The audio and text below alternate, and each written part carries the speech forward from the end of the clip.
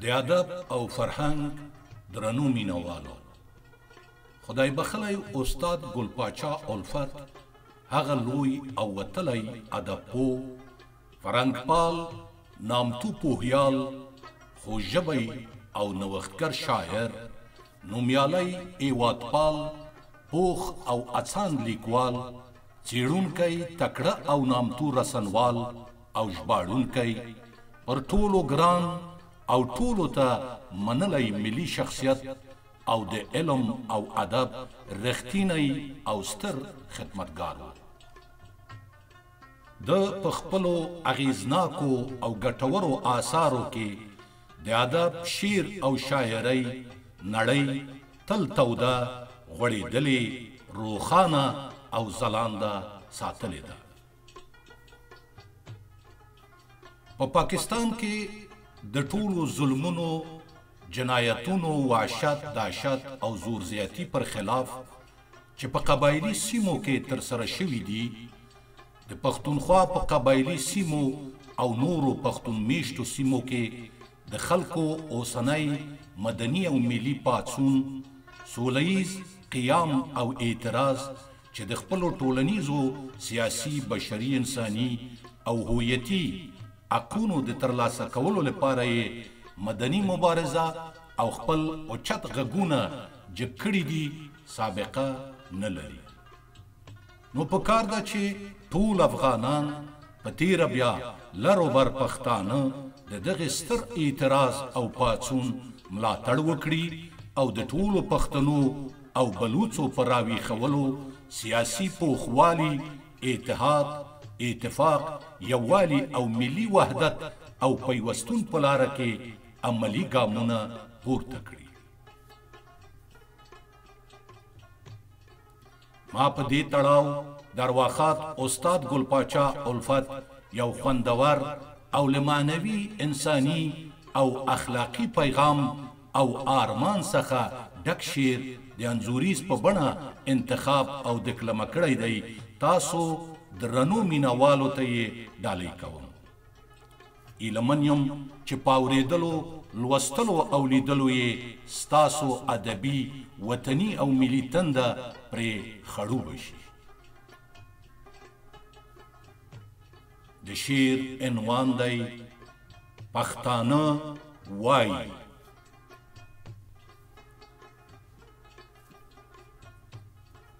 سر ورکوو د خپل غرونو جګ سرونه ساتو، سر ورکوو د خپل غرونو جګ سرونه ساتو، د احمد شاه، میرویس، محمود درانه نومونه ساتو. مالونه نه ساتو، ځان نه ساتو، اولاد نه ساتو، له نورو خلکو د پښتون سیمه او خونه ساتو. غواړو پښتو، پښتونستان د پښتنو د پاره، غواړو پښتو، پښتونستان د پښتنو د پاره، د تورې آب د خپل تاریخ لوړ عنوانونه ساتو. د پښتون خاورې ته مونږ ګورو د ناموس په نظر، د پښتون خاورې ته مونږ ګورو د ناموس په نظر، لکه د خدای کور له اغیارو خپل کورونه ساتو. تر اوسه لا مونږ د خوشحال د ننګ سندرې وایو، تر اوسه لا مونږ د خوشحال د ننګ سندرې وایو، تر اوسه لا د دیوان د شعرونه ساتو. مونږ په پښتو او پښتونواله تل جنګونه کوو، مونږ په پښتو او پښتونواله تل جنګونه کوو، د قام عزت، د قام آبرو خپل وطنونه ساتو. زمونږ تیرا، زمونږ خیبر، زمونږ مومن او وزیر، مونږ او دوی ټول د پښتنو خپل بیرغونه ساتو. پښتون پښتون دی او پښتون به وي څو وي دا جهان، پښتون پښتون دی او پښتون به وي څو وي دا جهان بله جامه کې سپک ښکارېږي پښتنو ته خپل ځان پښتون هېڅکله باداري د چا منلی نشي پښتون هېڅکله باداري د چا منلی نشي ما چې لیدلی خو پښتون غلام کېدلی نشي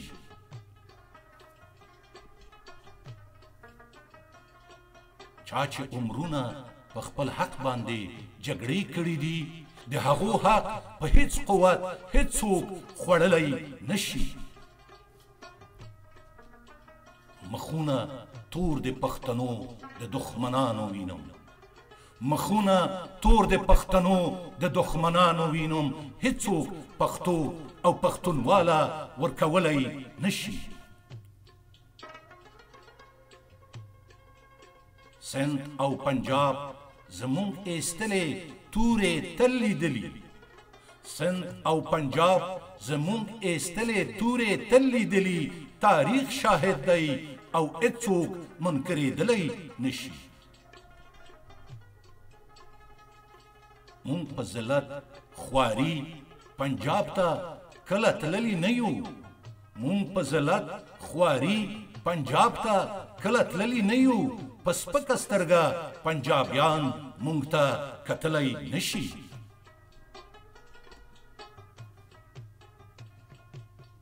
دا غلط خیال دی چې پښتون به په پردو پسې ځي دا غلط خیال دی چې پښتون به په پردو پسې ځي غلامان ځي مګر پښتون په دې لار تللی نشي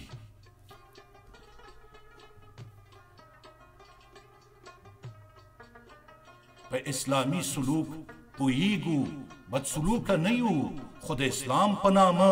څوک مونږ تېرېستلی نشي د پښتون خیر او سعادت غواړو نور هیڅ نه غواړو د عزیزانو بده ورځ هیڅوک لیدلی نشي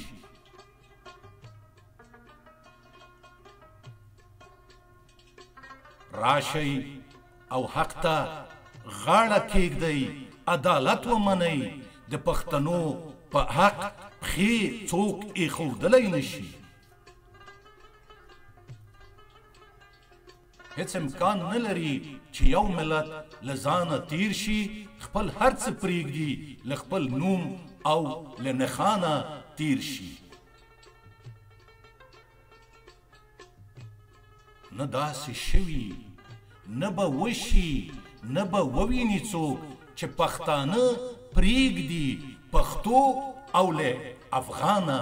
تیر شي بی غیرتی بی ایمانی ده د پښتون په نظر مکړه ګمان چې پښتانه به له ایمانه تیر شي د خپل پردي تمیز کوي د جهان ټول قومونه د خپل پردي تمیز کوي د جهان ټول قومونه پښتون به څنګه د پښتون له خاندانه تیر شي